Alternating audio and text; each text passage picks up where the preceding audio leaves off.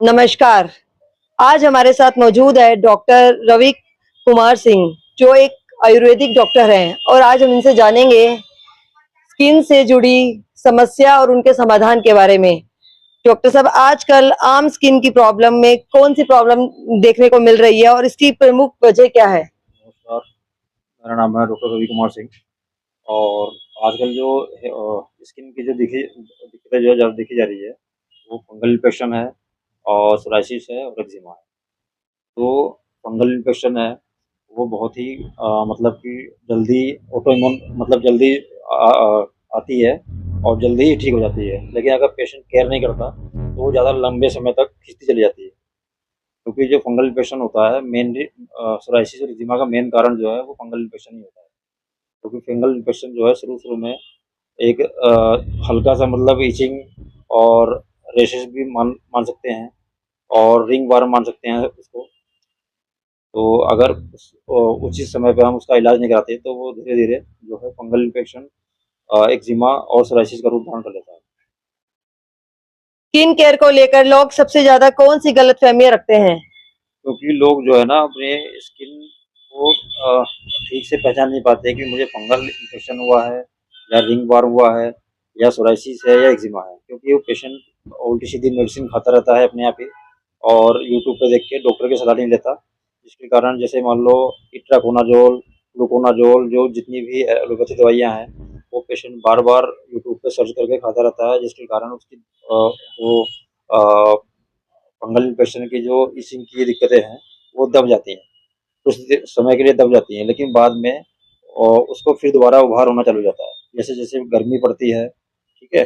पसीना जैसे स्किन के अंदर आता है, वैसे ही उसकी इचिंग चालू हो जाती है और इचिंग इतनी मतलब कि ज़्यादा तेज़ होती है कि पेशेंट जो है खुजाते-खुजाते उसको ज़ख्म कर देता है।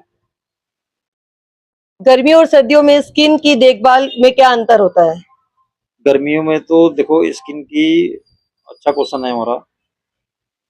गर्मियों में जो है कि ज़्यादा धूप से हमें बचना चाहिए स्किन को लेके अपने। कभी-कभी किसी-किसी की जो स्किन होती है वो ज़्यादा ऑयली होती है ना? अगर वो बाहर निकलता है तो ऑयली स्किन के कारण भी उसको मतलब कि इचिंग होना चालू हो जाता है। और किसी की होती है रस्ट स्किन होती है जिसमें विदाउट ऑयली होती है स्किन। तो गर्मी और सर्दी में हमें स्किन का दोनों का बराबर वो देखना पड़ता है। गर्मियों में सूर्य की रोशनी से बचना पड़ता है, लेकिन सर्दियों में स्किन के में सूर्य की रोशनी भी काम करती है और गर्मियों में हमें पानी ज़्यादा पीना चाहिए, पानी की क्वांटिटी ज़्यादा। त्वचा रोगों से बचने के लिए रोज़ाना की दिनचर्या में क्या शामिल करना चाहिए? त्वचा रोग से डेली हमें जो है नहाना चाहिए, साफ-सुथरा रहना चाहिए। कहने का मतलब ये है कि हमें अपने साफ-सफाई का बहुत ज़्यादा ध्यान देना चाहिए। क्योंकि अगर स्वस्थ शरीर रहेगा, तो उसमें कोई भी बीमारी नहीं होगी, अगर जब पेशेंट साफ-सुथरा रहेगा एकदम, क्लीन क्लीन रहेगा बिल्कुल। और हमेशा जो है नहाना चाहिए साबुन से और साबुन मतलब कि ये नहीं कि बिल्कुल खुशबूदार साबुन होना चाहिए। साबुन बिल्कुल नॉर्मल होना चाहिए, जिसमें ग्लिसरीन की मात्रा कम होगी। क्या घरेलू नुस्खे स्किन पर असरदार होते हैं? क्या इनसे बचना चाहिए? घरेलू नुस्खे बहुत ज़्यादा कारगर होते हैं, जैसे कि हमें हमेशा अपने स्किन का ध्यान देना चाहिए और स्किन डिजीज़र हो तो तुरंत हमें डॉक्टर की सलाह लेनी चाहिए, अपना मेडिकेशन खुद नहीं खाना चाहिए।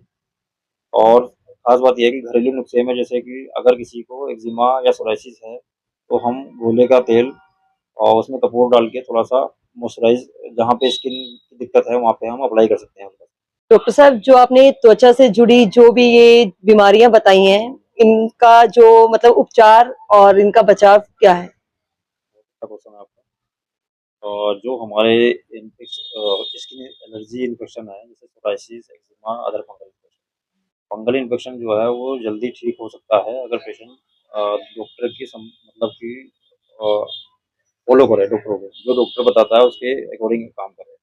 लेकिन जो एक्जिमा होता है वो जल्दी ठीक नहीं होता, क्योंकि एक्जिमा जो है वो एक तरह से ज़िद्दी होता है, क्योंकि वो बहुत सालों से किसी पेशेंट को होता है।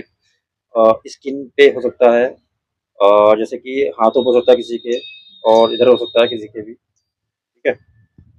और ज़्यादातर एक्जिमा जो है वो ठीक जल्दी नहीं हो पाता, लेकिन ठीक होता है, लेकिन थोड़ा सा टाइम लेता है एक्जिमा।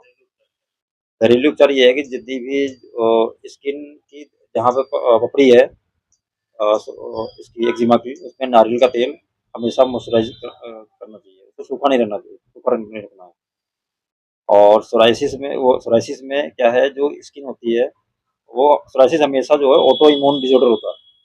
जिसकी इम्यूनिटी पावर लो होगी उसको बहुत ज़्यादा दिक्कत होगी, उसको ज़्यादा ही दिक्कत करेगा सोराइसिस, क्योंकि सोराइसिस ठीक होने में बहुत ज़्यादा टाइम लेता है, क्योंकि एलोपैथिक में तो इसका कोई भी इलाज नहीं है। सोराइसिस का और एक्जिमा का एलोपैथिक में कोई भी इलाज नहीं है, क्योंकि हमेशा अगर आप किसी भी स्किन डिसऑर्डर डॉक्टर के पास जाओगे, वो ही गिनी चुनी मेडिसिन फ्लुकोनाजोल, इट्राकोनाजोल और जितनी भी वही मेडिसिन टर्बिना फोर्स, ये सब दवाइयाँ देते हैं, जिससे कि सिर्फ टीचिंग बंद होती है कुछ समय के लिए, लेकिन फिर जैसे ही मेडिसिन बंद करता है उससे ज़्यादा फल हो जाती है। लेकिन आयुर्वेद में हम लोग बहुत सारी मेडिसिनें हैं, लेकिन जैसे कि फिनबिड कैप्सूल आता है और महामंजिष्ठादि काढ़ा आता है और नीम प्योर टेबलेट आती है, जो स्किन को और हीलिंग करता है, प्लस ब्लड को साफ करता है, और जो इचिंग होती है तुरंत कम हो जाती है। इसमें क्या है कि पेशेंट को खान-पान का भी ध्यान रखना पड़ता है। जैसे कि एक्जिमा और सोराइसिस के पेशेंटों को हमेशा जो है उड़द दाल, जगरी, फिश और मीट बिल्कुल नहीं देना है, क्योंकि ये ज़्यादातर हाई प्रोटीन के सोर्स होते हैं।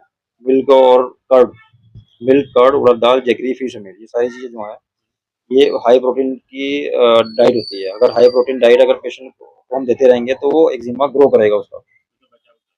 बचाव ये है कि हमेशा डाइट हमेशा सिंपल खाना खाना चाहिए, बिना मिर्च मसाले का सिंपल खाना, और खाना हमेशा चबा-चबा के खाना चाहिए ताकि पेट अच्छे से साफ हो, क्योंकि जितनी भी स्किन डिज़ॉर्डर होती है, वो सारा पेट से रिलेटेड होता है। तो ये थे हमारे साथ डॉक्टर रवि कुमार सिंह जी, जिन्होंने हमें स्किन से जुड़ी समस्या के बारे में बताया। मैं सरिता साहनी, एनपी न्यूज मेट्रो।